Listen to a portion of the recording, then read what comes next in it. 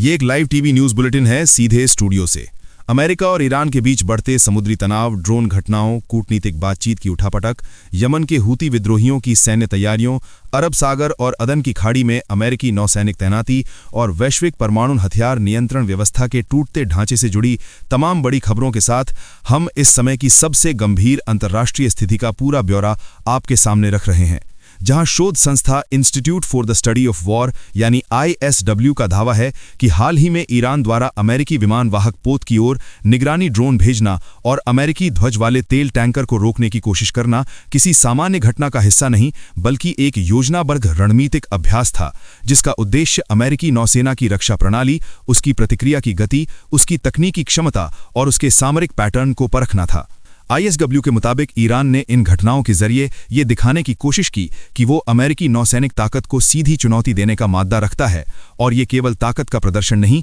बल्कि खुफिया जानकारी जुटाने की कवायद भी है। रिपोर्ट में बताया गया कि मंगलवार को अरब सागर में पहली घटना सामने आई जब ईरान का शाहेद 129 निगरानी ड्रोन अमेरिकी विमान वाहक पोत USS अब्राहम लिंकन की ओर बढ़ा, लेकिन अमेरिकी नौसेना के F-35C लड़ाकू विमान ने समय रहते उसे पहचान लिया और उसे मार गिराया। इसके कुछ ही घंटों बाद फारस की खाड़ी में एक और घटना घटी जब ईरानी निगरानी ड्रोन की मदद से कई तेज रफ्तार आक्रमणकारी नौकाओं ने अमेरिकी ध्वज वाले एक टैंकर को रोकने की कोशिश की, लेकिन वहां मौजूद अमेरिकी डिस्ट्रॉयर के हस्तक्षेप से टैंकर को बचा लिया गया। ISW ने इन दोनों घटनाओं को योजनाबद्ध सैन्य अभ्यास बताया और कहा कि इनके जरिए ईरान ये परख रहा है कि अमेरिका किन हालात में कैसे प्रतिक्रिया देता है, ड्रोन कितनी दूरी तक पहुंच सकता है, उसे किस तरीके से गिराया जाता है और किस स्तर पर अमेरिकी नौसेना सीधे कार्रवाई करती है। रिपोर्ट के मुताबिक भले ही ये स्पष्ट नहीं है कि ड्रोन अमेरिकी विमान वाहक पोत के कितने करीब पहुंचा था, लेकिन जिस तरीके से अमेरिकी जहाज ने उस ड्रोन को नष्ट किया उससे ईरान को भविष्य के लिए महत्वपूर्ण खुफिया संकेत मिले हैं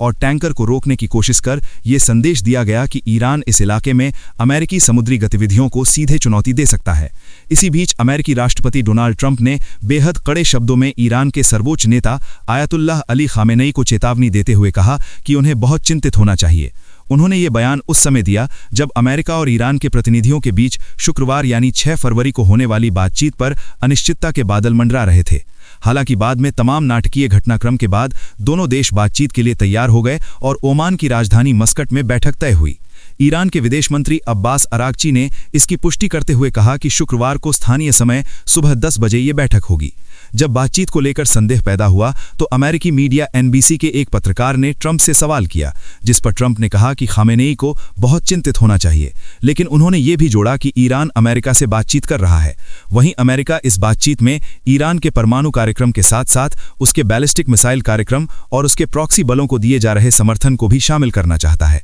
जबकि ईरान ने साफ कर दिया है कि वो केवल अपने परमाणु कार्यक्रम पर ही चर्चा करेगा और किसी अन्य मुद्दे पर बात नहीं करेगा। इसी सख्त रुख के चलते अमेरिका ने एक समय बातचीत से पीछे हटने का संकेत दिया था और सूत्रों के अनुसार ईरान से कहा गया था कि उसे अमेरिकी शर्तों पर ही बातचीत करनी होगी, अन्यथा कोई वार्ता नहीं होगी। इस पर ईरान ने जवाब दिया कि ऐसी स्थिति में वो बातचीत में हिस्सा नहीं लेगा। इसी बीच इजरायली चैनल कान न्यूज ने दावा किया है कि यमन के सशस्त्र संगठन हूती अमेरिकी जहाज़ों पर संभावित हमले की तैयारी कर रहे हैं और इसके तहत उन्होंने अपने मिसाइल और गोदामों को स्थानांतरित किया है। रिपोर्ट के अनुसार मई महीने से क्षेत्र में बनी एक नाजुक शांति को लेकर अब फिर से चिंता पैदा हो गई है। हूतियों के खिलाफ लड़ रहे एक गुट के एक स्रोत ने अमेरिकी प्रशासन को बताया है कि हूती लाल सागर और अरब सागर में अमेरिकी जहाज़ों पर फिर से हमले करने के लिए सक्रिय रूप से तैयारी कर रहे हैं। ये जानकारी ऐसे समय सामने आई है जब अमेरिका ने ईरान पर संभावित हमले की तैयारी के तहत अरब सागर में एक विमान वाहक पोत और अतिरिक्त युद्धपोत तैनात करने का फैसला किया है।